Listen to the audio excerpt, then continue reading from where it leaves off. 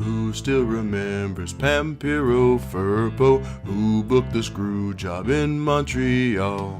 Who has a good friend named Weasel Dooley? Everyone knows it's corny. Who managed Bobby Eaton and Condrey? Who managed Stan Lane and Dr. Tom? Who's sick and tired of Kenny Olivier? Everyone knows it's corny. Who took a shoot, fought off of the scaffolding? Who bled a gusher in a white suit? Who said Ronnie Garvin went up like the Challenger? Everyone knows it's corny. It's Jim Cornette's drive-through. He'll answer questions from you, and he won the pony too. Thank you, fuck you, bye. Thank you, fuck you, bye. Thank you, fuck you, bye. Thank you, fuck you, bye. Hello again, friends. And you are our friends, and this is my show. And welcome back to Jim Cornette's Drive-Thru right here, wherever it is that you are on this beautiful summer day/evening. Could be morning. You could be anywhere. I'm your host, the great Brian Last, and the man who'll be answering your questions as well as reviewing some modern wrestling and more. The leader of the cult of Cornette, the post office ninja, Mr. Jim Cornette. You could be stuck in the trunk of a 76 Buick in a salvage yard somewhere in Trenton, New Jersey, about to get the hook and be carried into the compactor. And the last words that you would hear are the dulcet tones of Jim Cornette and Brian Last as we entertain the masses, elucidate, educate, for your edification, the entertainment here. And it is indeed your show, Brian, as always, and far be it from me to direct your show in any manner or direction that you would not want it to go. I am but a lump of clay here in your hands that am ready to be molded by you today. Because I'm in a good mood again. The baby birds are doing great. I got to start with my bird update. I'm going to give everybody the bird update. 3 times in the last week or a little bit more, there have been severe thunderstorms and high damaging winds predicted. And 3 times, like a beneficent cone of protection, the storms, the bad part, has gone south of here, or north of here, or east of here, or west of here. But as I've been sitting there worried about those poor little yapping baby birds and their cute little beaks, the severe weather has parted around my area of town like a cone of protection, and they're doing great up there. I got to watch the morning feeding today, and then somebody who claims it's his show was a little bit late today, needed more time, so I was able to go out there and watch the midday feeding. And the baby, by the time that we have any more crummy weather, I'm thinking that they'll be able to fly off on their own. Their little tufts of feathers are just so cute now. So that's the bird update for anybody who was worried about my birds. I don't think anyone cares about the birds. Oh, come on! Oh, for heaven's sake, are you going to start the day like that? Here I am, happy, in a good mood, ready to be molded by you like the lump of clay that I am, agreeable, ready to entertain the masses, my baby, and you're going to piss all over my baby birds. What kind of Simon Legree, what kind of fucking Simon Bar Sinister, what kind of goddamn Ebenezer Scrooge McDuck are you anyway, pal? I think you're confusing fans giving you the bird with fans caring about your bird. There have been a lot of birdie fans over the years that have waited. I just wanted to give you in case anybody was worried, because we had some bad weather around the area. I didn't want anybody to think that the birds had lost their home. Are they related to Bertie Sanders? They may be, because, Bertie was here regularly for a couple of years, but I think he got mad every time he built a nest in the garage. I'd close the garage door at night and he wouldn't be able to get in and out. So he moved out to the evergreens out at the end of the driveway. Is this a good time for me to talk about the big news about me and Bret Hart having the NFTs before just about anybody? Because we're just trendy, me and Bret. You guys got the NFTs. I'm so sorry. Is there a cure for this? No, we're penicillin. We're taking shots right now for it. But I've neglected to mention last week, but I will go ahead and say that the fine folks that are doing my upcoming collectible NFTs, the electronic trading cards, as I refer to them, are also releasing Bret Hart's official NFTs. They go on sale on July 5th, the week after mine. But anyway, as we mentioned, and I'll just briefly run it down, folks. Our friends at Rarities, with a WR, just like wrestling, Rarities is coming out with the first pro wrestler NFTs by yours truly, the leader of the Cult of Cornette.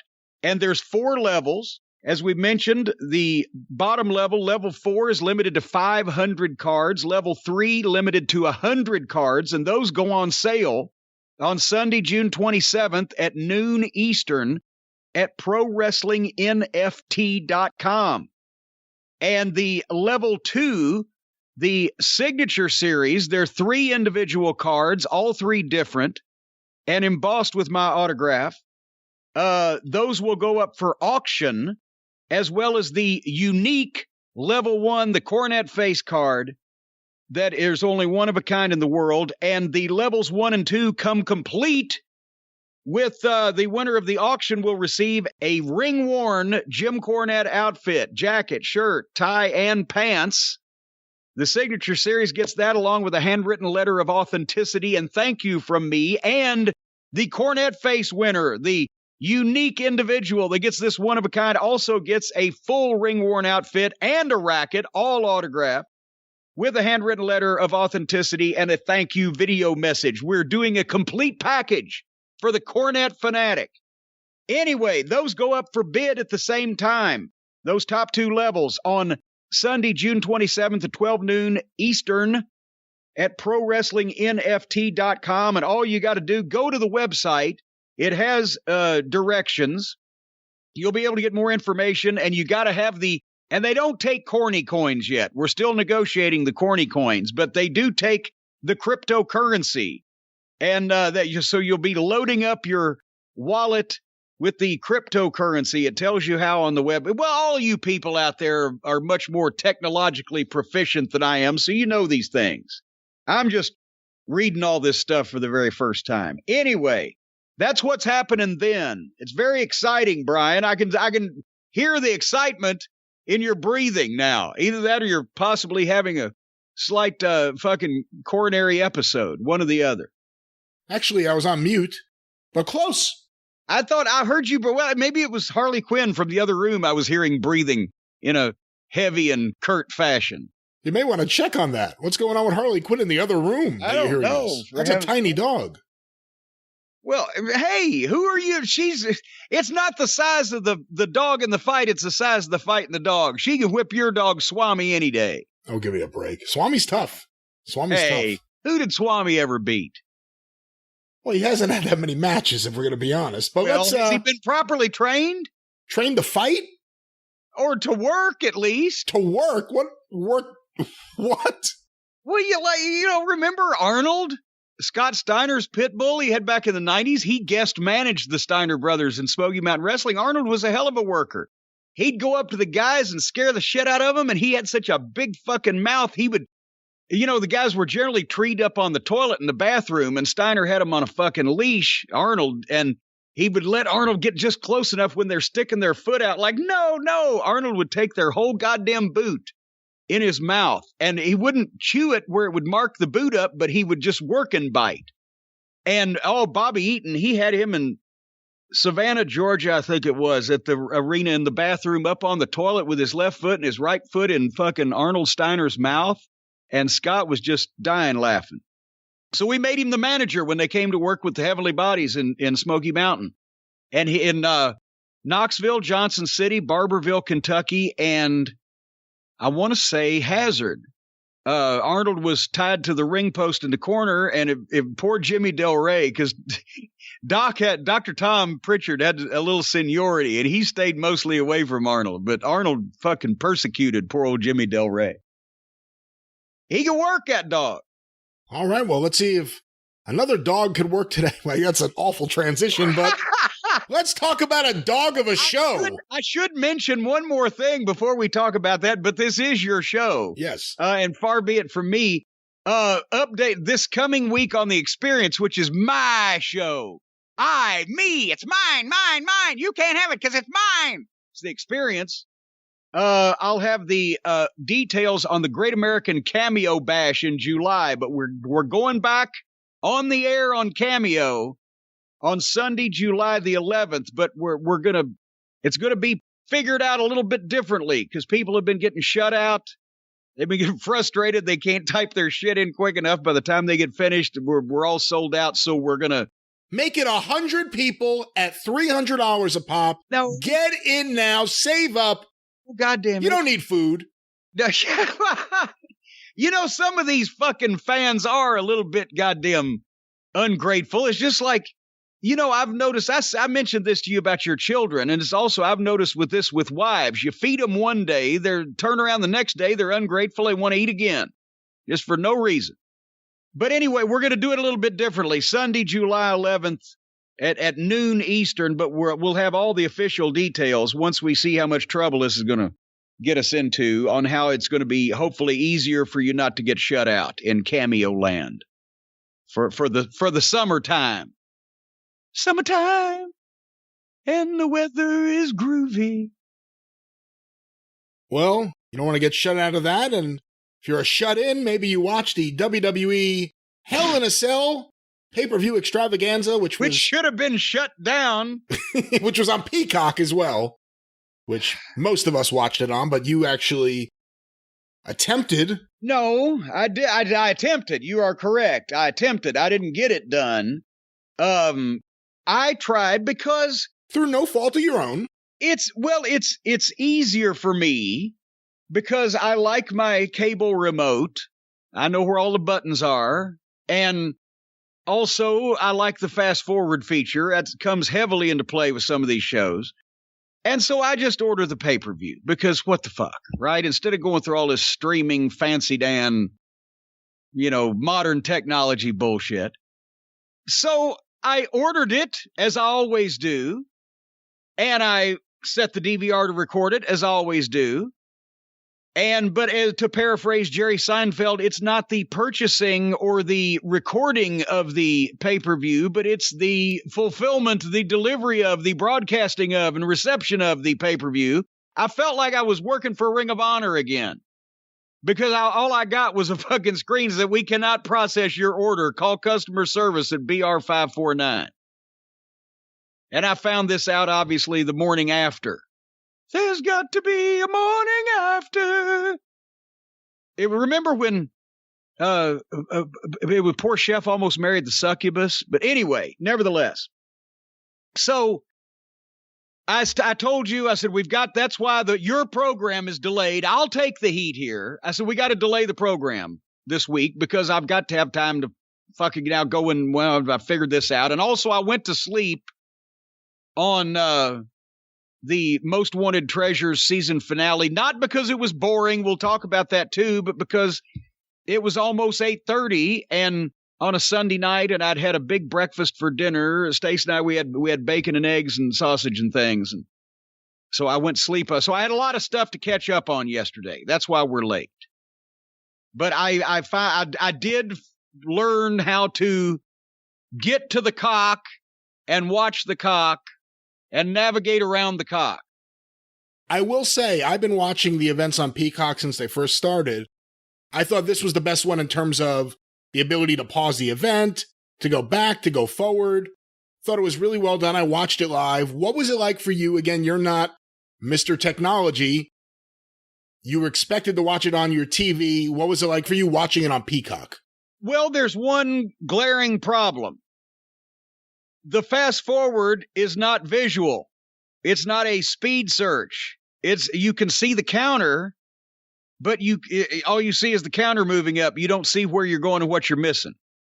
Because I've found out that especially on modern WWE events, if you search or skip through the entrances, which are interminable, you can save half of your life.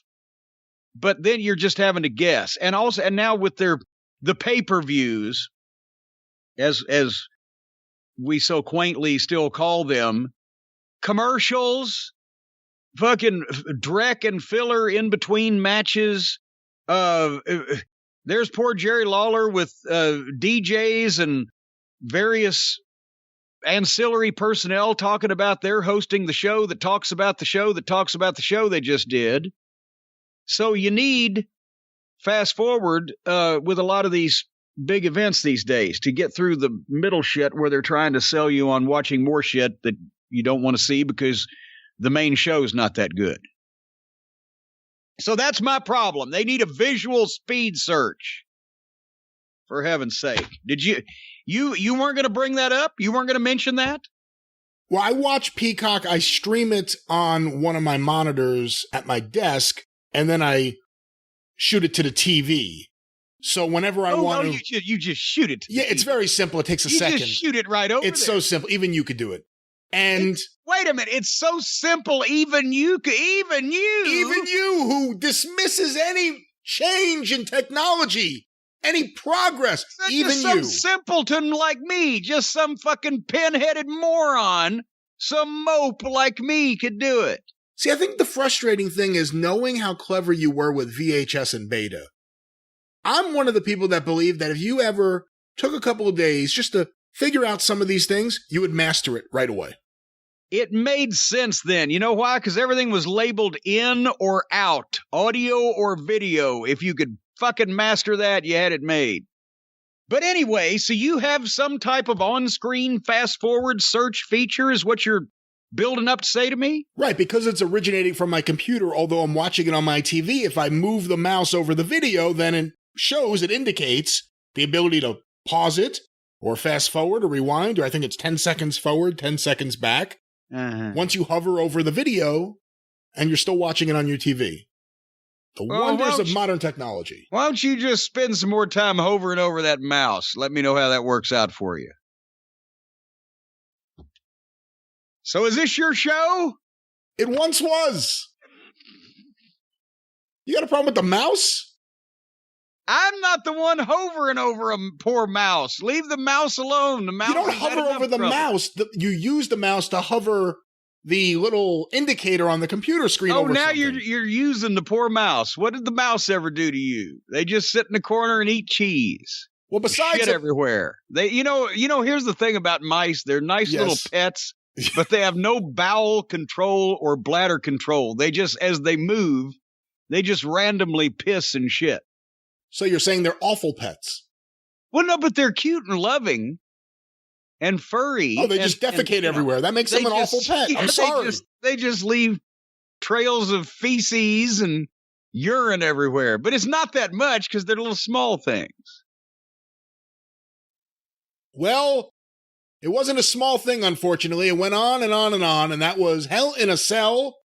Now, we previously talked about the fact they took Roman Reigns and Rey Mysterio off the show. Yeah. Jim, before we review the show, having watched it, what do you think about that idea now after the fact? Well, was that going to be... Would they have then had 3 Hell in a Cell matches? I guess, yeah. I mean, that's ridiculous on the surface of it. I would think, since they have pushed Roman Reigns as their top guy, if you have anything that you're trying to market as a big show, and you just a few days beforehand take the biggest star in your company off of it, that would suck and be. I don't understand why they would do that, but could they have put Drew McIntyre and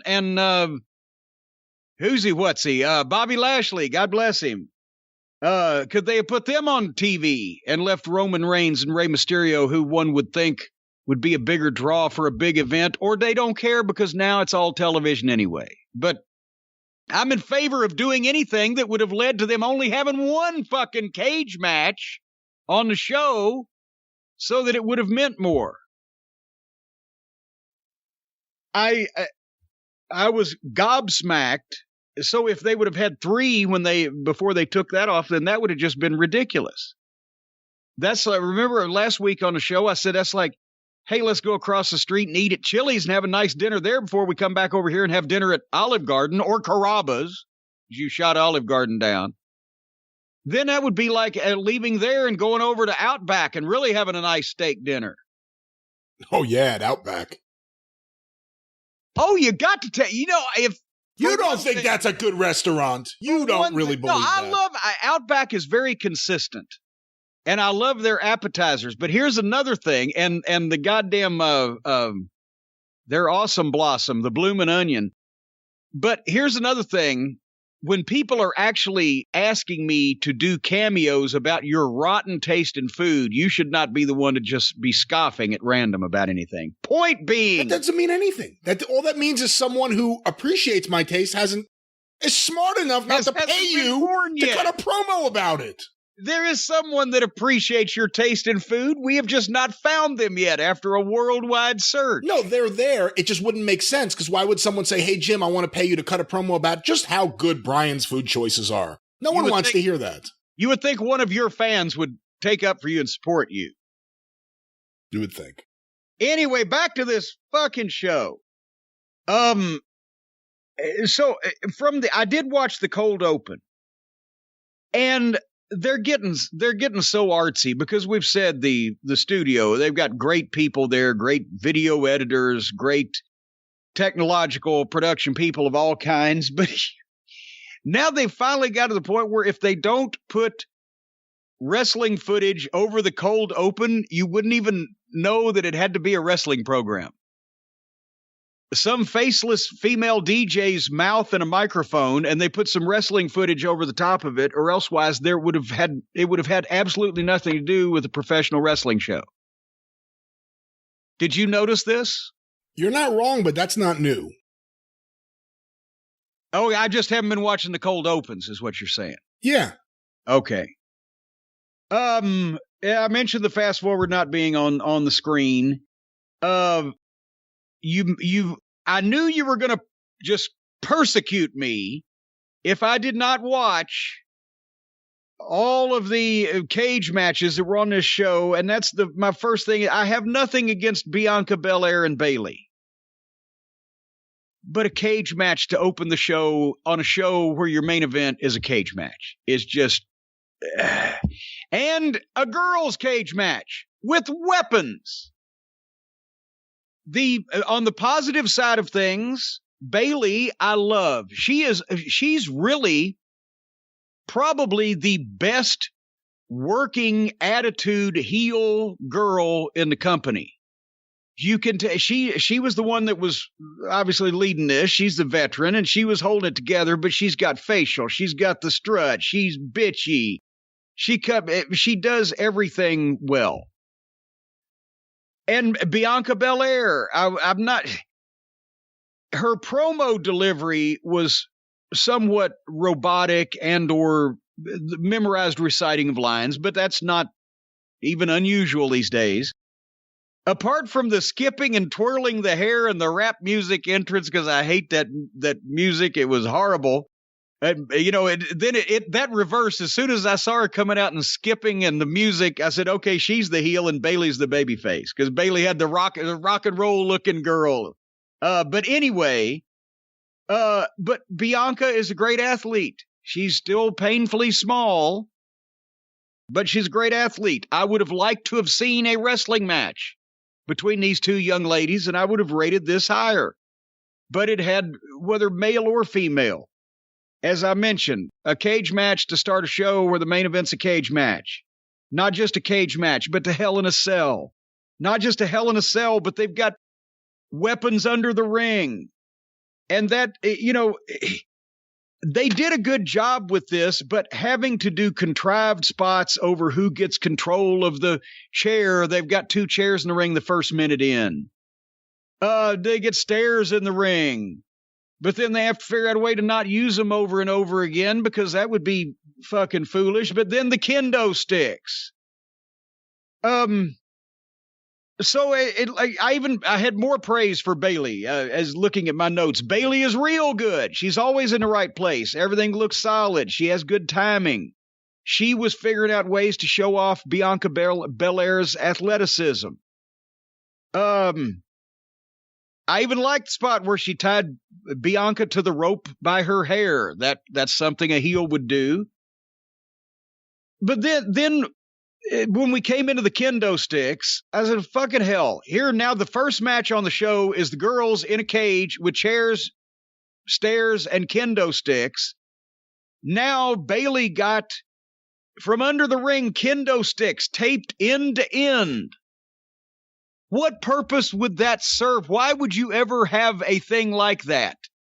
Unless you had gone out there and fucking put them under there for just such a purpose, which is beggars belief that anybody would go to that goddamn length. And she bridges the ring and the cage, and they try to do the spot. Obviously, you know what's coming. She gets put through her own kendo sticks with a spine buster on the floor. She gets rolled back in the ring or whatever, and Bianca Belair brings a chair in and unloads on Bailey's back after she's been spine busted through a bridge of kendo sticks onto the floor, and she's back up and on offense seconds later because they have more spots to do. And that's where I said, fuck it. I will watch if they ever have an actual match as a rematch. But then since I had no on-screen fast-forward capability, I go 5 minutes down the road thinking certainly if a woman has just got spine busted through multiple kendo sticks on the floor and then et cetera, beaten with a chair, 5 minutes later it's going to be over with. They're having a tug of war with a fucking ladder in the ring. Every match now, male or female, almost in the wrestling business is the same. Ladders, furniture, no DQ, no sense, contrived spots, playing with implements. So I fast forwarded 3 more minutes. And Bianca Belair was hitting Bailey with a face-first DVD Death Valley driver on the ladder in the ring and got the 1, 2, 3. And that's a ridiculous move to let guys 6'6" and 250 pounds do, much less the girls, unless somebody's having fucking facial reconstruction surgery. But this was hat on a hat all the way. And I even like the competitors, but I can't stand when the guys have these matches most of the time. And for the girls to open the show with it, what? Jesus, help me. Help me. I agree with your assessment of both. Well, I agree with your assessment of Bailey. She's great. Every role she's had, she's been great. I hate to look at it like they're roles, but they are at this point. She's good in the ring. I really like Bailey. I like Bianca a lot more than you do. I don't think the issue I had here was the actual 2 wrestlers. It was the match. I didn't like the match. I didn't like the layout. I groan at this point whenever I see a kendo stick in any match. Yes. And it was here in the opening match. And I get it. If you're doing 2 Hell in a Cells on a show, it probably is the best thing to space them out. So I understand opening with it and closing with it. I think you should space them out about a couple of months or so. I don't disagree with you. I don't think there should be 3 within 3 days. I don't know about that. But I didn't like it. I'm not like you. I don't just say, and you could tell me that this isn't what you mean, or maybe it is exactly what you mean, but I'm not going to just dismiss it as they're girls, it's a cage, or they're girls and they're weapons. I'm not a big fan of men with weapons, except when the time is right. But I don't have a problem with them being in the cage, but I didn't like the match. You're in the cage, and then it still is this wild Falls Count Anywhere match, except the falls only count in a small little area. It's a Falls Count area match, but they can only count within this space right here. See? Just a modicum of thought to some of these things. But and again, it just makes it harder on all the talent, male or female, if you're allowing human beings that are 5'6" and 130 pounds to be bashed about with steel stairs and folding chairs and brick sticks, pots, pans, and tin cans, well, then what should you need to do to the fucker that looks like Bobby Lashley? A bazooka or a goddamn Gatling gun? Anyway, speaking of Bobby Lashley, he was in a backstage interview segment for seconds when I've tried to get my fast forward stabilized with MVP and a bunch of models. And one of the girls apparently was 7 feet tall or standing on a box so she could be seen. I don't know. What was that all about? Having fun with the ladies. I think he's one of the best things they have going. He acts like he's a big sports star. He's legit. Him and MVP aren't clownish or silly. They're amazing. I think they're great. I think, that's something that would fit into wrestling at any point. And they actually dress like they have some money and they have some clout in the sports world or the celebrity world in general. Here's to the innovators, the makers, the doers, and the hustlers of DC. With Facebook Elevate, you can grow your business, build your online presence, kickstart your career, or turn your passion of creating content into a reality.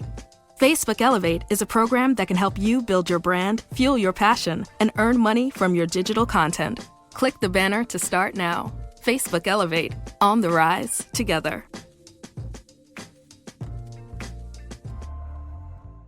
But then I feel bad for guys that try to be serious personas and get over as athletes / stars / somebody you could look up to, when immediately following that was Alexa Bliss sitting on her swing in the back. And we'll talk more about it when we get to that attempt at a match, but the girl here is a good enough, I'll use this word, quote unquote, with the air quotes, actress. She could make you believe that she was evil in some way or a bitch or a heel or whatever if this material wasn't such dog shit and so stupid and silly, and instead of trying to make her a supernatural whatever, she was just a legitimate female personality of some description with a reason to be there. That's obviously not going to be a great champion professional wrestler because she's 90 pounds, but she's got more emotion and personality and ability to do things than a lot of the girls there. So find something believable and realistic for her to do instead of, Svengoolie wouldn't show these movies, for heaven's sake. We love you, Rich. So anyway, the next match, one of the ones that we looked forward to and said should be pretty good, Cesaro and Seth Rollins. And even though they jump-started it, when Seth just came, the heel comes from behind and tackles Cesaro in the aisleway, which took off the introductions and everything, some of the oof, but at least they took off and they didn't go 100 miles an hour with just ludicrous gymnastics and choreography, but they had a fight. It paused a second for the bell to ring and then took off again. And Seth Rollins actually took a backdrop. Did you see that? You can watch 5 wrestling shows these days and not see one backdrop. They went out, WWE guys who respect the rules and are told to respect the rules somewhat when it's convenient, but they went to the floor for a minute, a little flurry and back in, so they didn't bear the referee and it didn't look stupid. They kept it moving and did some good solid wrestling shit. The referee here, the young female referee, looks like a cashier at Arby's. Again, at least Ref Aubrey has some personality and some oomph. She's not allowed to do anything because none of the guys can follow the rules, but at least she looks like she has some oomph. But this girl was just kind of wandering around watching what was happening. And also, to be honest with you, I can buy Aubrey in AEW because most of those guys are child-sized. But with two guys the size of Rollins and Cesaro, visually, I think it'd be better to have a male referee to begin with. Just because what's she going to do if they start trying to gouge eyeballs or fucking pull nuts out, for heaven's sake? Can you imagine? I thought about this too. You've brought this up lately. There are times now where fans will get kicked out of wrestling shows for using abusive language to the heels, right? Yeah. Can you imagine if any of the referees in the territory days had been female? What would have been said to them on a nightly basis? When the heel went over, when there was a fuck finish, and the guy, even whether the guys put heat on the referees or not, the referees in the territory days were routinely cussed out in every match, regardless of who won. Just if the heel was cheating, the referee would be cussed and called every kind of piece of shit and stuff that would get us kicked off of YouTube and etc. just in the course of every match. But they would be sometimes physically attacked, spit on, followed to the car if there was a real hot finish and the people couldn't get to the heels. So can you imagine if they'd have had female referees in those days? Holy Christ. But anyway, I like this match overall. We could go move for move, but there was some nice stuff, but as a matter of fact, at one point I wished also, I can't figure out slow-mo on the cock. And Seth did a nice springboard knee to the side of the head. These guys know each other. They've worked well together. Claudio's so fucking strong. And I think with a crowd, this would have been one of the rockin' matches because they had nice false finishes and the 14 or 15 round big swing. The sharpshooter, then the crossface, then the sharpshooter again, then stomping Seth's arm. Claudio was really putting it on, and all of a sudden, Seth just small packaged him. 1, 2, 3. Boom. Done. See ya. Apart from just that finish came out of nowhere and did not impress anybody, I thought they had a good match. What'd you think? It didn't connect with me at first. For whatever reason, Seth Rollins, who was in one of the best matches I ever saw live, him and Austin Aries in Ring of Honor, who is an incredibly talented guy, there's something in the last couple of years that every time I see him, I just kind of want to turn the TV off or, do something else. There's something annoying about him. Took me a little while to get past that, and once I did, I thought the match got really good. I thought it was really, really good. And then the finish just came out of nowhere. And that was it. And then everything just moved on. Once you got past your peevishness at him, he's annoying. It's just that voice and just every gimmick he's had for the last couple of years. Like when we saw the Monday Night Messiah, that was pretty. The Shield was great. He looked cool, didn't talk, wrestled his ass off. And then he started doing promos, and I said, oh no. And they got worse and worse and more scripted. And just the Monday Night Messiah, now he's fucking Steve Martin, the wild and crazy guy. I don't know what his gimmick is now. But there's just something missing. I don't know. I liked him better when he was a mute. I don't know. and we had a mute at the time, and he turned out to be the best talker in the fucking company. Anyway, okay, next up was the package, the history package, attempting to explain or excuse or present a case for forgiveness of whatever is applicable here, the match between Alexa Bliss and Shayna Baszler.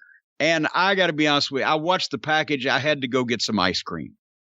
I did not want to watch this match without ice cream. That's not what I expected. No, and I honestly, I had only taken a little bit out of my quart of that Breyer's like New York cheesecake strawberry ice cream, frozen dessert as they call it or whatever. I sat and ate this whole thing with a spoon watching this thing. Let me just start out by saying that, again, if this match had been presented in any arena in the territory days of any wrestling promotion, any territory, it would have caused a fucking riot. Because people would have been so insulted, confused, incensed, storming the box office, demanding their money back, screaming fake, phony. It would kill the town. The promoter, if you did something like this, nobody would have ever come back and bought another ticket. And now they do it on fucking worldwide television. I'm led to believe well, first of all, in the package. Besides the fact that they want us to think that Alexa Bliss in any way, shape, or form is going to last 2 minutes physically, with Shayna Baszler, who was an actual MMA fighter, or the apologize to the doll shtick,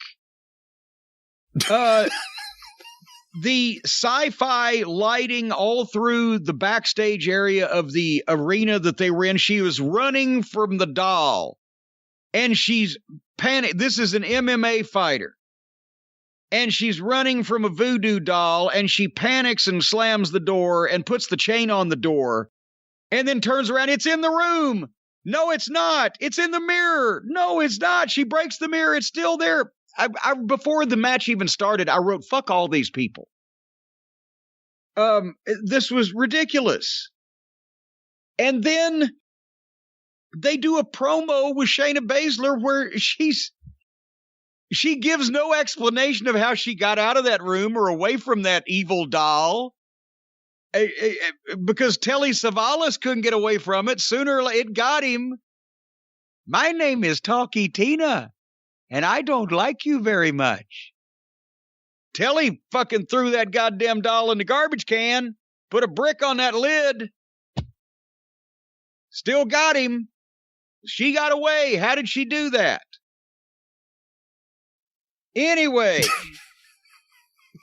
What are you laughing about? These are legitimate questions. I don't know, just you casually throwing Telly Savalas into the mix here. Kind of got me a little bit. My name is Talkie Tina, and I'm going to kill you. There aren't too many Tellys anymore.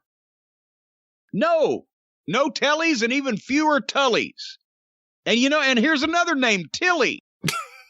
You don't hear many Tillys gone the way of Gladys and Ethel. Anyway, so they had this match. Baszler, the MMA shoot fighter, came out with a 350-pound tag team partner and a manager from Cirque du Soleil. And Alexa Bliss, who also, who is the heel here? Is it the evil, demonically possessed, supernatural black bile vomiter, or the MMA fighter with the big tag team partner and the manager that outnumbers the 90-pound evil, satanic, fucking hell? So, basically the story of whatever this was Shayna Baszler would kick the shit out of Alexa Bliss, and Alexa Bliss would sell for a second and then start laughing and ask her to do some more. And she crawls weird also. She must be double-jointed or even triple-jointed, possibly a contortionist. Think she's a sword swallower too? I didn't get your comment on that. I'm not commenting on that. You can get high-paying jobs for twisting your body into various conditions and permutations like she does. Anyway, at some point, Alexa Bliss hypnotized, apparently, Shayna Baszler, and then made a comeback, and then everything came to a halt when she turned around and hypnotized Nia Jax into slapping the dog piss out of old Reggie. Everything comes to a halt. Alexa Bliss standing in the ring staring at Nia Jax. Nia Jax with the dumbfounded look on her. Actually, a different type of dumbfounded blank look than she normally has. Normally, she's confused. This was just a trance. and she just fucking bitch slapped Reggie out of his socks. This is god awful. And then somehow Alexa splashed. And by the way, I did have a tweet from somebody that said, yes, on our show last week, every time we were talking about Alexa Bliss, their Alexa was fucking just going crazy. Alexa! Anyway, she splashed Shayna off the top, 1, 2, 3. That was it. Then suddenly Nia Jax didn't realize what she did to Reginald. And Drek. And by the way, it was 50-50, 3 women's matches on this show, and this was definitely one too many. Fucking Jesus Christ. Drek, I say. Can you see that having happened in, let's say, the Carolina, Greensboro? It's 12,000 people there at the Greensboro Coliseum. The main event's going to be Ric Flair and Ricky Steamboat, whatever the fuck, and on the undercard you have that match, and this girl is hypnotizing these people into doing things. Can you imagine they would have set the seats on fire and thrown shit into the ring. But hey, would have been big in Argentina. It would have been a Titanic in Argentina. That's the only place it would have worked. You know, I was watching this, and I've seen so many stupid Alexa Bliss things. At least they kept us away from. Usually it's right before a Roman Reigns match, he does her little magic. But I realize I'm watching this, and in a lot of ways, I'm the target audience. I'm a wrestling fan. I enjoy weird comedy and weird entertainment. I like a lot of the shows that have been on Adult Swim over the last 20 years. I like David Lynch films. I love Twin Peaks. I like when they brought Twin Peaks back. It was the weirdest shit of all time. I like weird shit, and I like wrestling. And I hate the Alexa Bliss shit. I hate it. It's not good. I admit she's committed to the role, and I think she should get an agent to go to Hollywood and work on that. But I don't understand who the target audience for. Now, I put up a tweet about that, just saying, if you enjoy this, why? Also, when did you start watching wrestling? And have you ever been embarrassed by wrestling? And most people responded back that no, they hate it. They're embarrassed by it. A lot of people said their kids are embarrassed by it. I don't understand what the audience is. Someone wrote to me, well, they move a lot of merchandise. They're the big merchandise movers now, The Fiend and Alexa. So there is something to that, and that is always that's always a metric that Vince looks at. But on the other hand, this is so bad. Someone else wrote, well, it's for kids, Brian. It's for kids. And I didn't have the stats in front of me, but I thought I was right. From what I remember, kids are actually the very smallest demographic watching WWE. The smallest audience are whatever you would classify as kids. It's an older audience. And Dave Meltzer actually retweeted that and confirmed it, which is very nice. Thank you, Dave. Jumping in for the good guys for once. I was about to say, well, you might need to recheck your stats if that's the case, if he supported it, but go ahead. But that's the point. The kid audience is the smallest audience, yet the show feels like it's catered towards a young or dumb audience. And I don't understand why. Because that isn't the audience watching. And I think a lot of people who watch out of habit more than any other reason. Well, yeah. And I've said before, it's like an abusive relationship. When you've been a wrestling fan for so long, even though it sucks, you don't want to be the one to end it, blah, blah, blah. But I will say that it may not be a kid's audience, but at this point, anybody that's still watching their intelligence is suspect.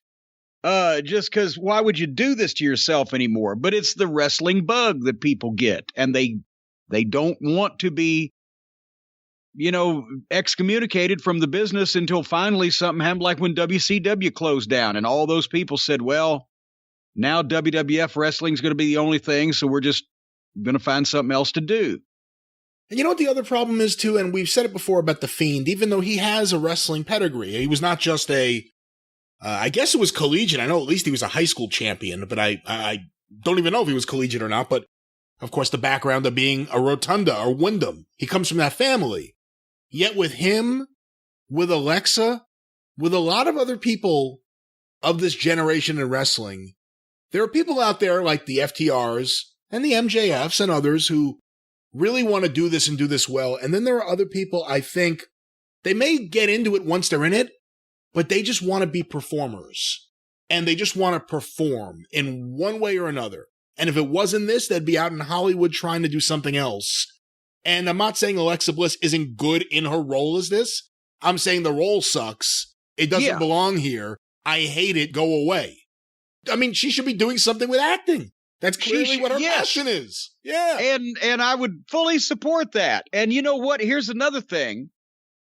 You know, the colored Firefly Funhouse motif and everything. She's got the bright colors and everything going on. It reminds me, Brian, to be quite honest with you, of our favorite cereal.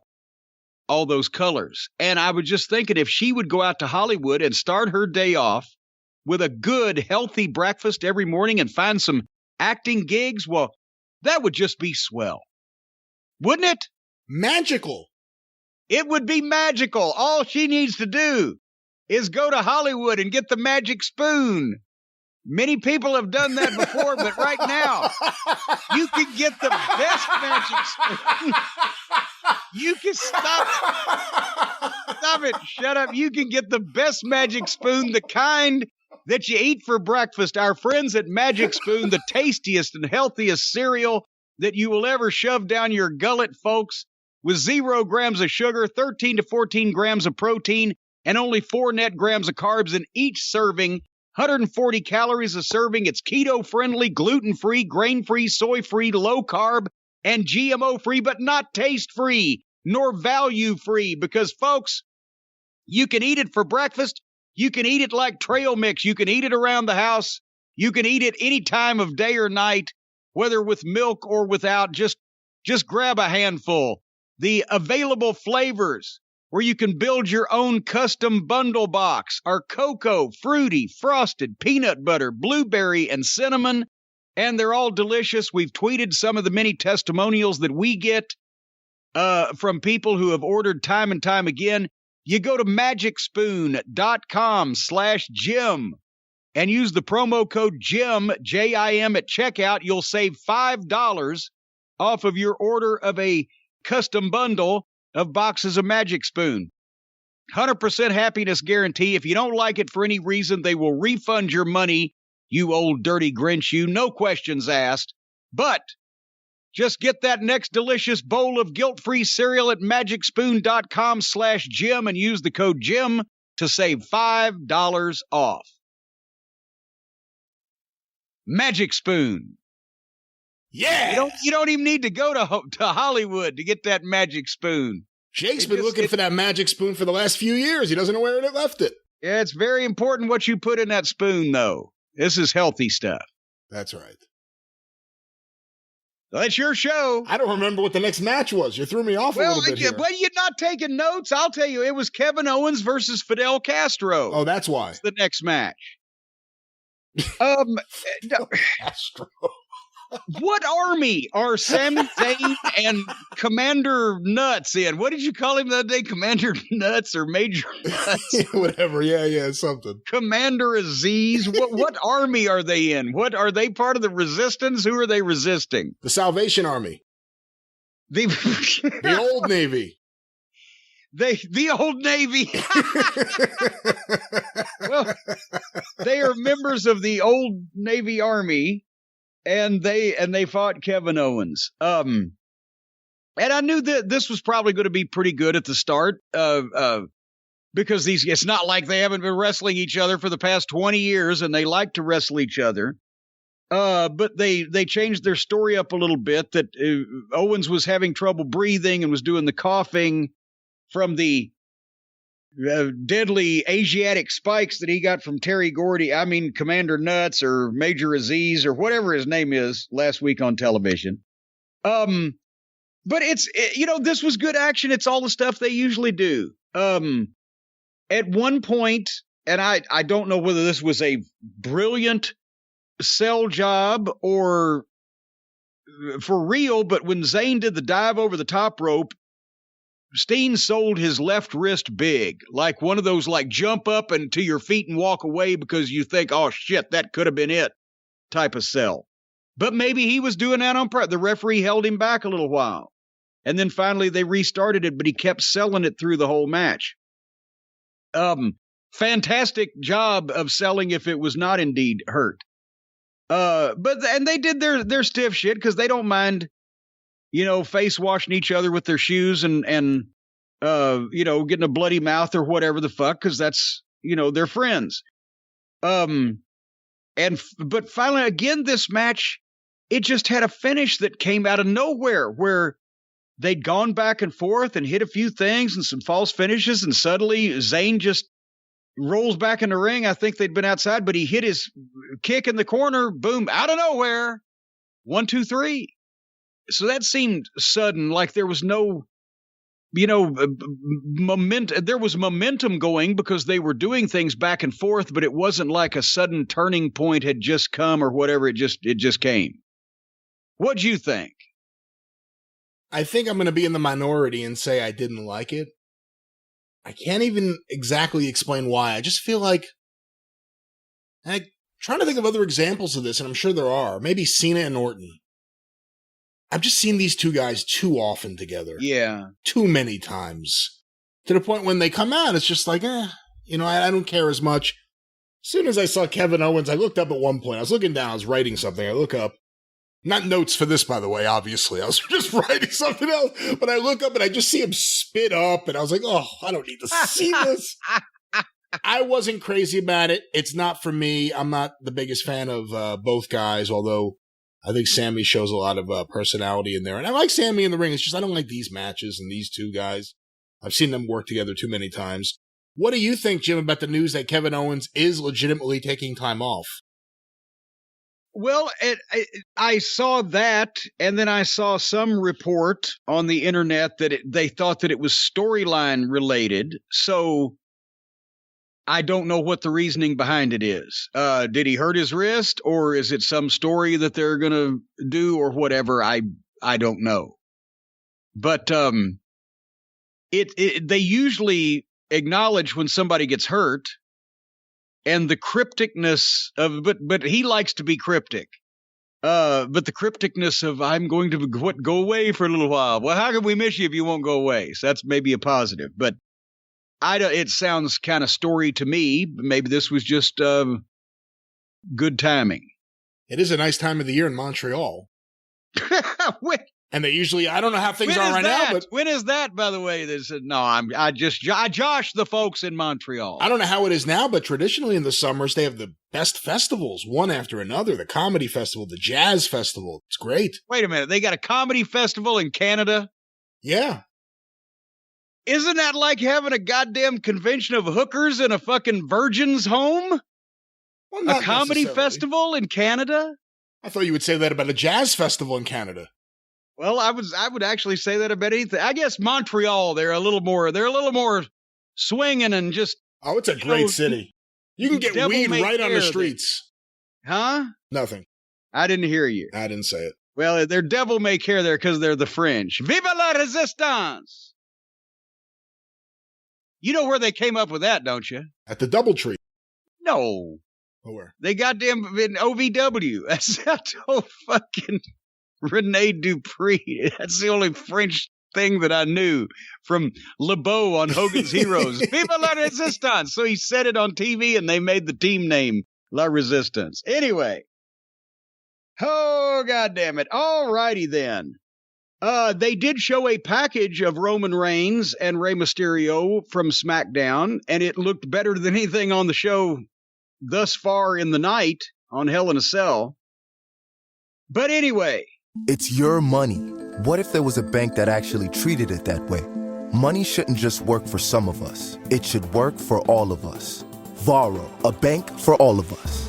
Find out more at VaroMoney.com. Varo Bank, member FDIC. Then we get to the Charlotte and Rhea Ripley package. And they try to do these packages on every match. And as I mentioned before, sometimes they're good. They have a great studio. They have a great production team. But sometimes the story they got to tell is either incomprehensible or just goofy. But in this case, again, I like these girls because I believe these girls. That's the difference. They seem serious. They're pissed off at each other. It's a fight. They want to prove something to each other. They're not winking. How many other different ways can I say this in English words, Brian? Can you figure it out a different way that I can convey this? That I don't think these girls are phony. They just don't come off like they're being told to say these things. They come off more like they really believe it. Do you disagree with me? Am I alone in this?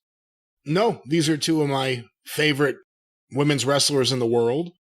They both also look like athletes and look like wrestlers. And that's not to put down anyone else, but there are a lot of women who are fit, but tiny. Yes. There are a lot of smaller women. And I'm not saying, get out of the business, and maybe that's what you'll say, but I'm not saying that, but I'll say it later on. When you see Charlotte and Rhea Ripley, they look like athletes. They look like they should be there. And I think Charlotte and Rhea Ripley come across serious because they are serious. And they take, based on the way they are in the ring, you could tell they take it seriously. And they take a lot of pride out of their work. And here's something. Charlotte, if you compare Charlotte to a Ric Flair, you can compare a Bayley to somebody like a Tully or an Arn, in that they are not as genetically gifted with just the look and the physical charisma of a person standing there like Flair, but they actually were probably more solid workers, especially with Tully, just a guy that controlled the tempo and the pace and was always in the right place, and Bayley is that kind of old style heel that's always in control of the situation. She just doesn't look like the 6 foot tall, Charlotte Flair. Rhea Ripley has a completely different look, whereas Charlotte looks and carries herself like a star with the robes, but she's a classic, timeless wrestling heel persona of the great male heels. Because Flair, it wasn't just the nickname, the Nature Boy. Flair had charisma of the type, carried himself the type that Buddy Rogers did. That kind of stuff is timeless. Whereas Rhea Ripley looks and has the looks and charisma more of a modern baby face. She's got the fucking spikes and the punk rock and the whatever.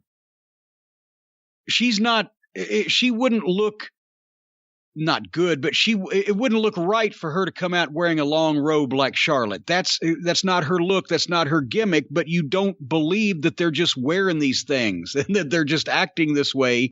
They come off like those people. And also both girls are bigger than the referee. That's a plus there. But that's why that I think it's not about who can do a goddamn backwards triple Lindy off the top rope, or who, I'm sure Asuka can do a variety of wrestling holds that neither one of these girls would feel comfortable with. But I'm talking about to draw money on a big time basis. You need people who not only look like stars, but who come off like they are being themselves instead of someone that they are told to be. And that's why I like these two girls. And I like this match. I don't know if I like this match as much as last year's WrestleMania match when they had the best performance, because they were the only ones that didn't try to do bullshit that you should be doing in front of fans when they had no fans. They just concentrated on being athletic and letting you come in close and hear the grunts and the moans and the smacks. But they can work. It's not about the multitude of moves, and it's not about the it's inspiring, jaw-dropping, ballet-like accuracy of people diving off the top rope and going through cheerleading routines. They worked a contest, and they pay attention to the little things that mean something. Charlotte worked the best-looking chinlock that I've seen in ages. Just because she had Rhea Ripley's face out there where everybody could see it was getting smushed, but she was still tight around it. There were a few bobbles. At one time, Ripley was down on her knees, and Charlotte went to kick her, and I think Ripley turned the way that Charlotte wasn't supposing she was going to, and she whiffed it. But she covered up quick. She just started throwing kicks like she was frustrated. Like, I'm going to fucking kick at you till I get you. But they kept up the pace of a contest where shit made sense if one person was trying to beat the other one. Ripley threw a missile drop kick in, got her clover leaf, but Charlotte rolled through it. Charlotte did a moonsault and a backflip cover thing, but it made sense. She goes to moonsault and Ripley moves, but she lands on her feet and then backflips from there and nails her anyway. It was a counter. You can say Ripley sells well, not only with her facials, but just with her body language. She telegraphs some pain instead of just the standard by the numbers thing. They built to some false finishes. The big superplex that Ripley hit, she got a 2 count, but both of them sold it big. They weren't popping right back up. Ripley hits her, the pump handle, the riptide. Charlotte gets the foot on the ropes, reminded me of Flair, and just the same way he'd do it right at the last second, which you can't do unless you know exactly where it is, and she did. Charlotte got the figure 4, and Ripley rolled, and they got the ropes. Both went on to the floor. Honestly, at that point, I was thinking that these two were on a step ahead of everybody on the show, male or female, so far that night. And all of a sudden, Ripley hits fucking Charlotte with the top of the announcer's desk, the sneeze guard or whatever it is, and the referee rings the bell. Out of nowhere. Again, who's coming up with these finishes? These talents are having good matches, and then the finishes are just thrown out there like shit at a wall. And that, Brian, correct me, have we not seen somebody take the desk apart and hit somebody with it on almost every fucking program since we've been watching these things? Every WWE program, yeah. So when did it become, not saying it shouldn't be a disqualification, but if it's not going to be up until now, why was it here? If it was going to be a disqualification, you can't mean to tell me that somebody couldn't have given them a little bit more of a roller coaster ride first and a little bit more of a reason to do it. I think there ought to be more disqualifications when they're called for and when they're built to and when it leaves people wanting to see more rather than, oh, fuck, that just happened all of a sudden. Nobody does DQs properly anymore, but they help to further a program or to fucking confuse the issue in an angle or whatever the case. But you can't just do it like this. That was the most abrupt thing of the whole night, wasn't it? I guess. I mean, the night was filled with abrupt things. And then they kept fighting. After that, and Ripley left Charlotte down, but it was almost like it was so out of place that it was almost like one of those deals where the referee sees something and has no choice but to call it, even though that wasn't the real finish. And then they all just try to make up, and then they wander off disgusted. But there were no foreign objects in this match. They didn't fight outside the ring. There was no gymnastics or cheerleading routines. They made it a contest. And I thought they had a really good match. And that was a lousy, cheap, abrupt finish. For what reason, I have no idea. Is it just that nobody remembers good DQs these days? It's been so long? I don't think there's too much thought being put into how to do these things correctly. But they're both great. You know, this may be the match where I realize WWE's really now behind everyone. I watch baseball, stadiums packed with people. AEW has people. This is a match that needed people there, not those monitors. At this point, WWE just feels like they're way behind everyone. It's still these monitors, this Thunderdome crap. I think they needed people there. I think Charlotte is great as always. I hadn't seen her in a little while. She appears to have lost weight. I don't think she needed to. But she was noticeably skinnier, but she's always great. Rhea Ripley's always great. They haven't had the classic match yet. That's what they need to do, but I think you need people there. Yeah, they got to have people for that. And hopefully that, well, maybe SummerSlam, who knows what they're going to do. But you mentioned one thing. they're not trying. Now, I'm not saying the talent, but whoever's doing these finishes or calling them, approving them, or whatever, they're not trying. If you think about it, they don't have to. That is another byproduct of not having to. They don't have to sell live tickets to return matches anymore. They're going to go back to selling live tickets, but they're only going to be in a town once a year, if that. A huge market, maybe Chicago, they might twice a year. There's no return matches anymore. They don't care whether anybody buys the pay-per-views, because I tried to and couldn't. Right? It's all about the streaming and the cock. There are no reasons to do. I mean, there's still the same reason there always is, because if you don't have disputed finishes and controversial finishes and quirky finishes and things to keep things fresh, then you have no wrestling promotion, because then you're just doing matches for no reason and nobody gives a shit. But so the reason has always been to hook people's attention and get them interested, and they want to see the rematch. They want to see the tag match that comes from the single match when the guys interfered. They want to see what's next and how it builds and where it finally pays off. That's the whole idea to watch this shit. But the promoters cared more about it, and the bookers cared more about it in the days where they could financially and almost immediately see a difference. If their finishes weren't good, if their DQ didn't lead to the people wanting to see the no DQ match or whatever, then by the next week your gate was down, you could tell. And at least even then, 30 years ago, your pay-per-view buy rate sucked, so you could tell you're doing bad finishes that's not creating interest. You're not getting your talent over. People don't care about the program. Now they don't care about the fucking finishes because it's not going to affect their income at this point, with guaranteed TV rights and fucking live gates are like, the cherry on the sundae. They don't give a shit whether anybody comes back. And they may give a shit, but it's not life and death.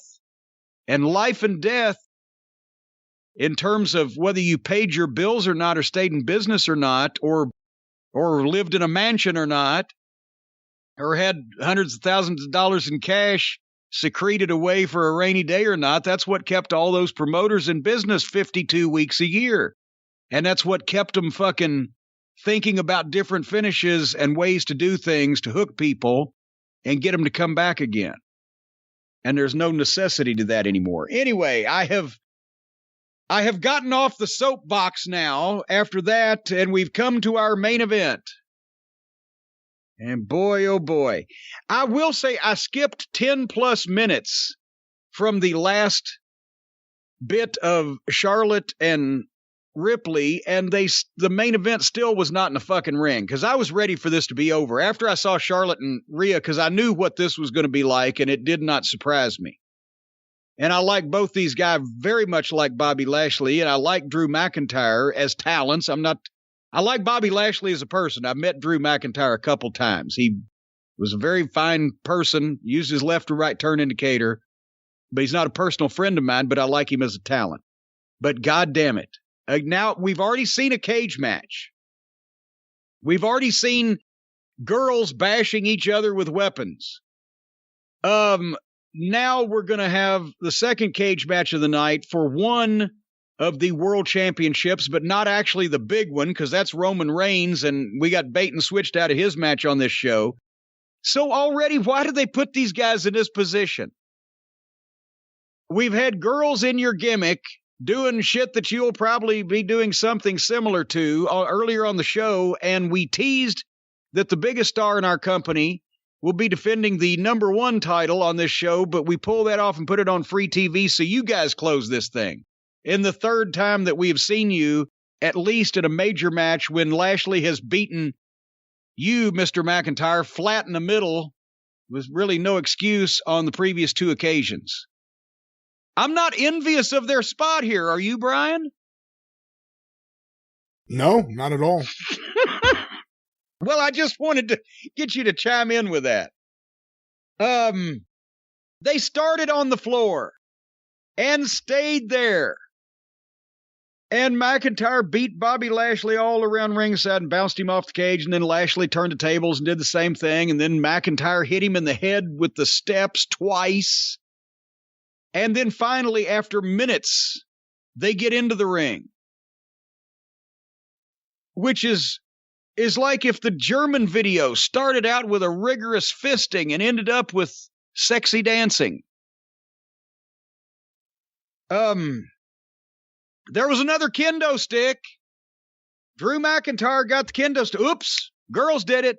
Not Simpsons, but the girls did it. And then McIntyre stops everything to set up a table on the outside of the ring. But Lashley was able to get MVP's Kane in through the cage. And it's no DQ. Why? Lazy booking. Remember when you didn't have to say really that a cage was no disqualification because it was just assumed that there would be no weapons in the cage, and that's part of the thing about the cage. You couldn't get weapons or outside interference in, and you couldn't get out, so it was two guys hand to hand and bashing each other off the steel until one settled the issue with the other. That's right. So did they ever say, cage match, no disqualification? Maybe Bob Loose. Why are you, what are you going to, you couldn't throw the guy over the top rope and get disqualified because Cage wouldn't let you. It was the same thing as saying cage match. Nobody gets in, nobody gets out. Yes. It's obvious. And once again, another one of my brilliant ideas. Actually, it wasn't even my idea. It was just my suggestion for the first Hell in a Cell. I said, make the cage around the ring like that Lawler did in Memphis where Savage could come off the top with the double sledge out to the floor and still do his shit. And you had some room to fight around the ring on a limited basis. Who do you make that suggestion to? Who did I? Yeah. Vince. Well, he was receptive right off the bat? Well, because they had that one type of cage they used for, what, 10, 15 years? Yes, and they sucked. The big blue cage that weighed 100,000 pounds. Yeah. And was expensive as fuck and would bust you open in a heartbeat if you looked at it sideways. Yes. We were discussing, and again, that was Undertaker and Michaels. It's going to be in a cage. That was the original thought, was a cage match. But it's a big pay-per-view, and we're trying to do things differently. And, the Attitude Era, Monday Night Wars, WCW.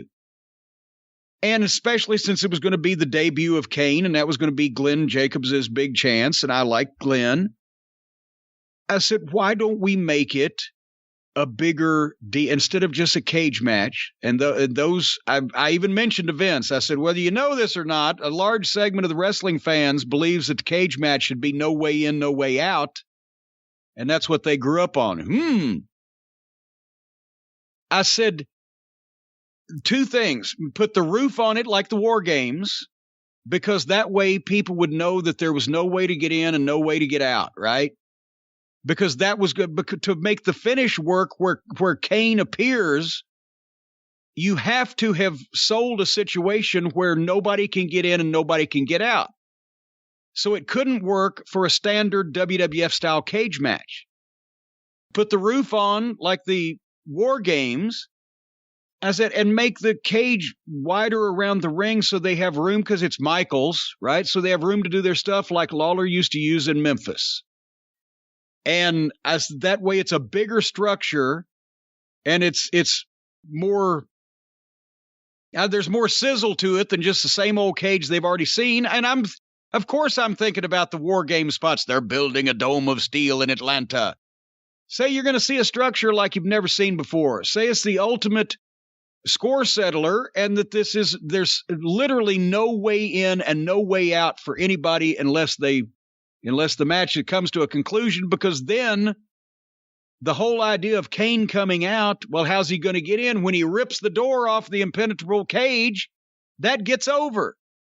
If he'd opened the door of a regular WWF-style cage match, the referees did that in every match multiple times, right? Wouldn't make a big fucking deal. So we changed the presentation in part specifically to make the finish more impactful. But then you also had a gimmick match that you could use ongoing, and then, of course, then you could overuse and then prostitute. And the first time I saw him where they had the fucking guy with the lever that lifts the cage and drops it from the ceiling and lifts it up on the payroll, I was like, well, they fucked this one now too. But originally that was the idea for the Hell in a Cell, and that's where all those things came from.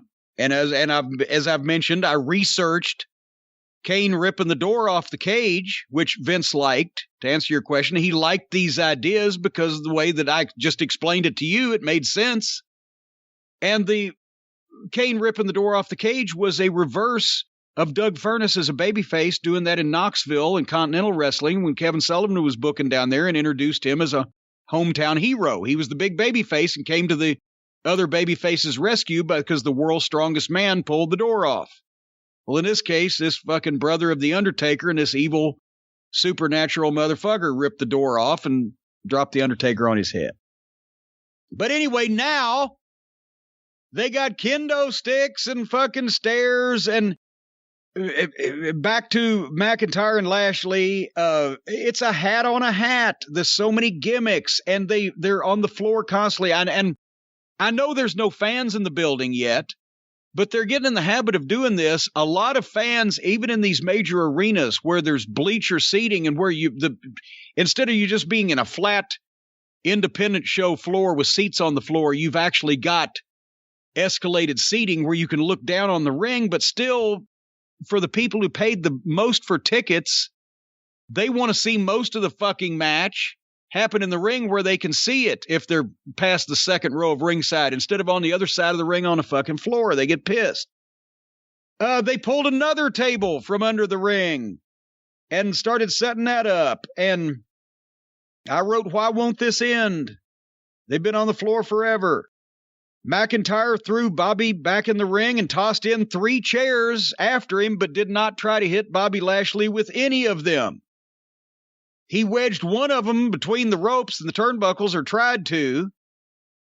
I don't think they ever used that again, and he dropped Lashley face first on the other one. So, again, you're trying to beat this fucking big, giant, shoot-fighting monster, and you've got him going. So when you roll him in the ring, instead of grabbing one chair, since we've already established that this could be done and nobody do anything about it, and just walking in and just baseball batting him over the top of the head and caving his skull in and beating him, you throw 3 chairs in the ring, you set one of them in the ropes, and then you lay one of them down flat on the mat and fucking pick the fucking big giant monster you're fighting up and drop him on the chair instead of just hitting him with a goddamn chair.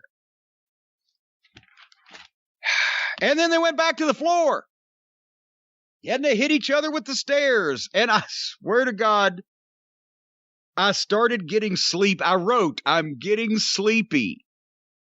And they were on the floor for so long that I dozed off, Brian. And when I woke up, McIntyre was beating up MVP and trying to rip his clothes off or something. And I'm like, was he in the cage all along is what I'm thinking to myself. I found out later on he wasn't.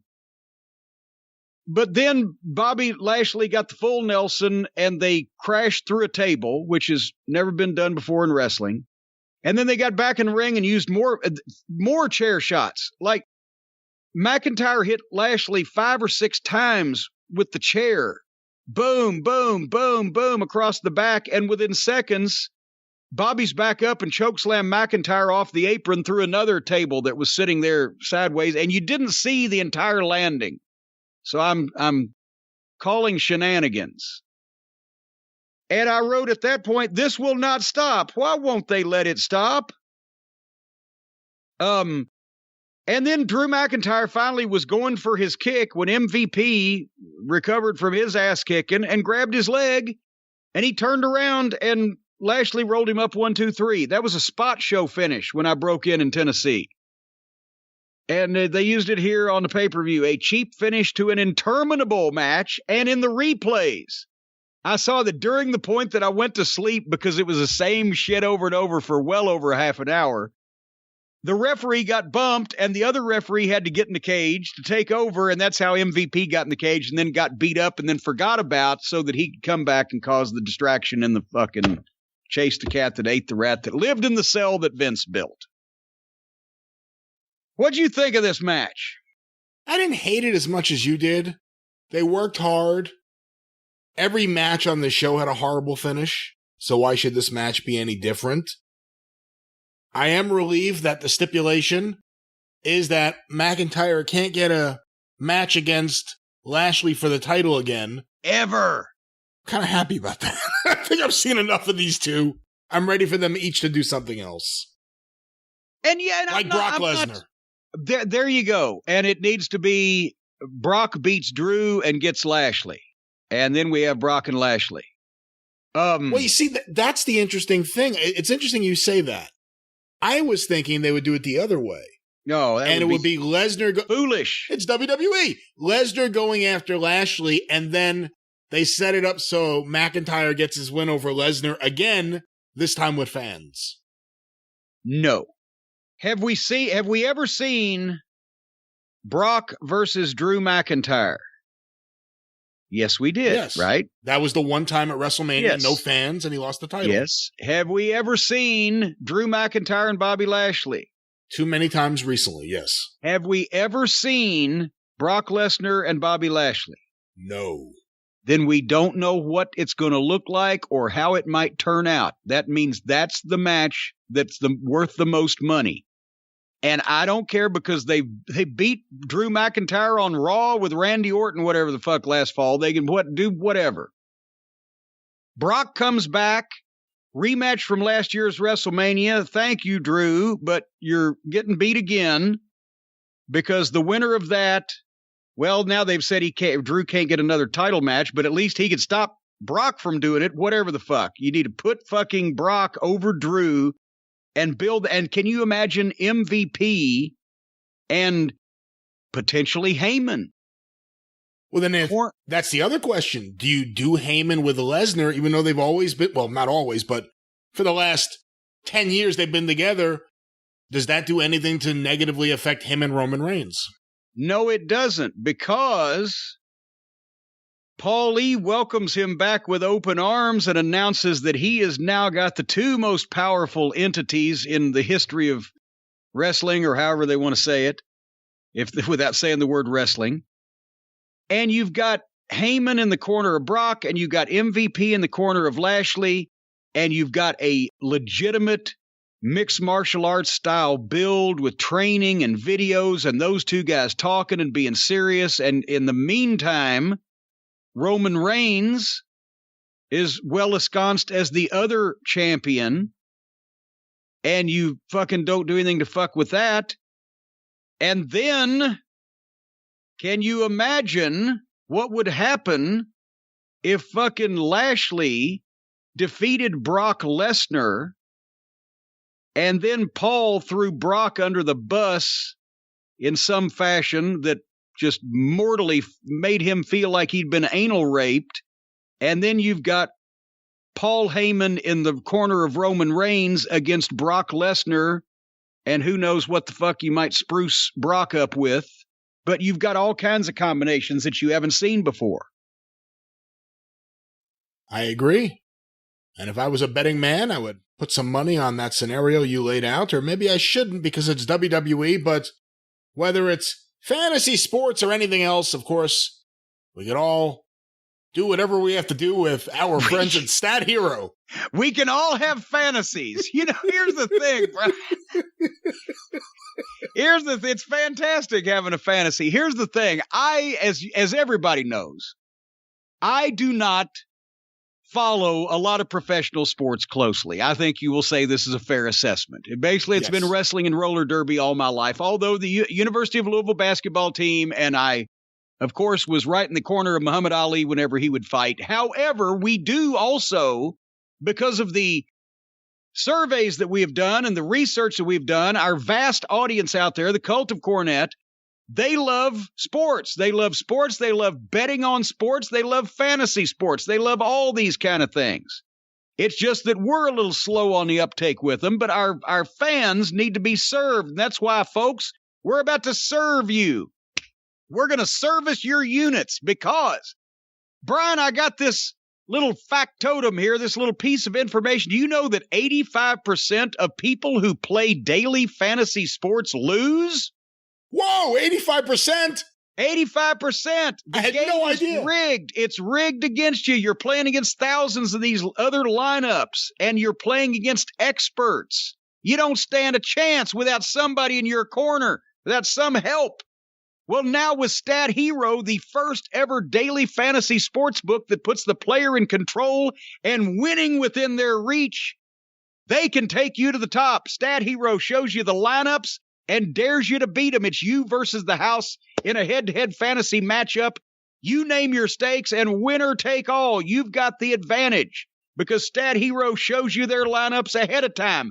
Nobody does that. That's what I'm told. And with you in total control, you can play Stat Hero now and change the odds.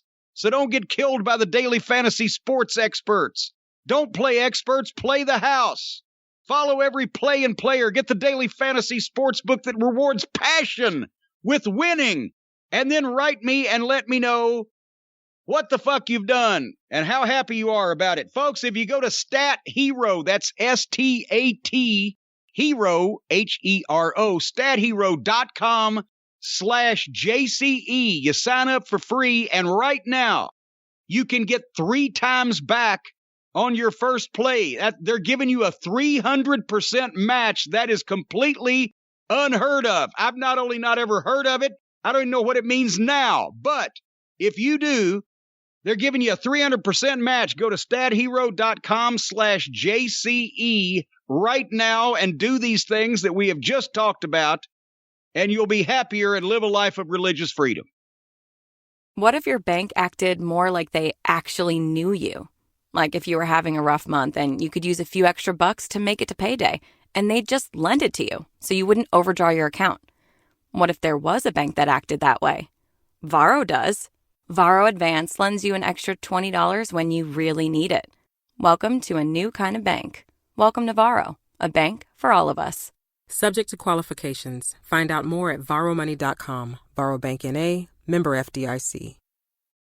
Well, Jim, let's go from one fantasy, in this case fantasy sports, to Okay, another, Aldo Nova. which I guess is still technically fantasy sports, and that is the search for fantasy sports memorabilia that's captured each week on A&E. Well, this was the season finale, and they another 2-hour extravaganza. I liked this in some ways even more. That the Andre search we mentioned was heartwarming and had a chance to fill in some of him as a person and a human being. This one was just an excuse to watch that great old footage and all the Mid-Atlantic stuff, the Carolina stuff. And they even had a few clips of the Mid-Atlantic films, 4th and 5th generation. They should have made the deal for my original films, and they could have redigitized those suckers. But anyway, I liked the way, obviously, as we saw at the conclusion, by the time the show was over, we know what they did again, but at least they did a better job of it this time in making it a search. They picked their items because they located them. And then they decided which ones would be the holy grails to search for. But they made it more of a mystery. They built it up at the start in the cold open in the early part of the program, like the Curse of Oak Island, right? We got to find this robe. Last seen in Johnson City, Tennessee. I can understand with some of the fine young ladies in Johnson City how Flair may have been distracted. But I loved the old footage, and it was great.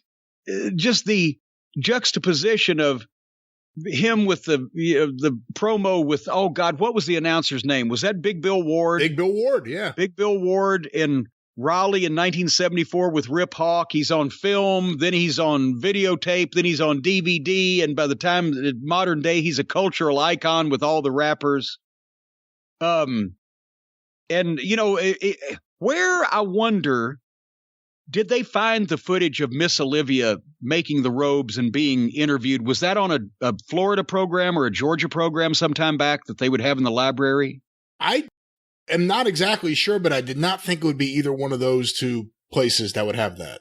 It seemed like it was something outside of wrestling, quite frankly. And that's what I've never seen that footage. So I was, gratified that they found it somewhere. Anyway, they put a value on the Starcade 83 robe at $50,000 and the Black Butterfly robe $70,000 to $90,000. Why couldn't they open up the valuations and the floodgates like that earlier in the series when poor Greg Valentine got $1,000 for his boots? Come on, show everybody else a little love. But basically, they went on the search for these. You saw later on, I don't want to give it away, but you saw later on how they found the Black Butterfly robe. So they built this show around the fact that some poor hotel worker in Johnson City had kept it all these years because Flair left it behind, and finally he needs money for his father's tombstone. And he sold it on eBay, and I'm sure they had footage of them seeing that. This just sold on eBay for $10,000. Yeah, that little fake scene. I believe it sold for $10,000. I believe that. And I believe they knew that before they started filming any of this. Exactly. But anyway, on the search, at least we got to see Flair sit down with Darius Rucker. And he's a huge wrestling fan. We've mentioned this before. As a matter of fact, where the Mid-Atlantic film sets, they could have either got one from Flair or Darius Rucker because they both got a set that are in better quality than the stuff they were showing. But nevertheless, that's because they got it from the source. So did you like even though they kind of misidentified it, the footage of Flair training in the AWA and Vern's barn and all that stuff, but they showed him working with a couple of people as in training with Vern Gagne. Vern was not laying hands on Rick. No. Training with Chris Taylor. Shot. Yeah, and that was actually, I remember when Chris Taylor made his pro debut, he was so hot coming out of the 72 Olympics, him and Patera, they actually put Chris Taylor's debut pro wrestling match, and we talk about now how unfair it is to have a national TV debut. Chris Taylor's first pro match was in the AWA territory, and you're probably going to tell me what town it was here in a minute, against Mad Dog Vachon, and they taped the match and aired it on ABC's Wide World of Sports when it was one of the biggest network sports programs on television. And I watched it that afternoon, and it was cool, and Mad Dog actually fucking either potatoed or bit or bladed the bridge of Chris Taylor's nose so that he was really bleeding, and the announcers could say, Chris Taylor is really bleeding from that nose wound. And Mad Dog's hopping around and everything. But at that time, Ric Flair was a young rookie that may or may not make it, and he was fodder in the class, and Chris Taylor and Ken Patera were the main focus, and Patera obviously became a star. Chris Taylor made it 2 years and quit the business and died of early death of his weight issues, and Flair became the biggest star in modern wrestling. So you never know. Yeah, and they misidentified a bunch of footage. They even had him winning the Royal Rumble. They said WWF debut.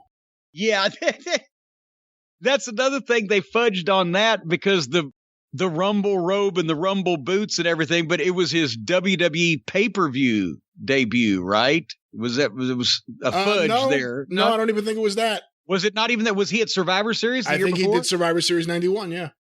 But anyway, so Darius Rucker, great guy, great wrestling fan. You could tell how much that shit meant to him. But then meanwhile, they've sent Rick's son-in-law, Conrad Thompson, out with AJ, and they go to his house. Charlotte just happened to be hanging around. She's in Huntsville regularly. But we know it was the wintertime because we'd see people's breath outside the house, and so this has been a while back, but that's where I've noticed again, when they showed the Charlotte highlights, she's got the same star look.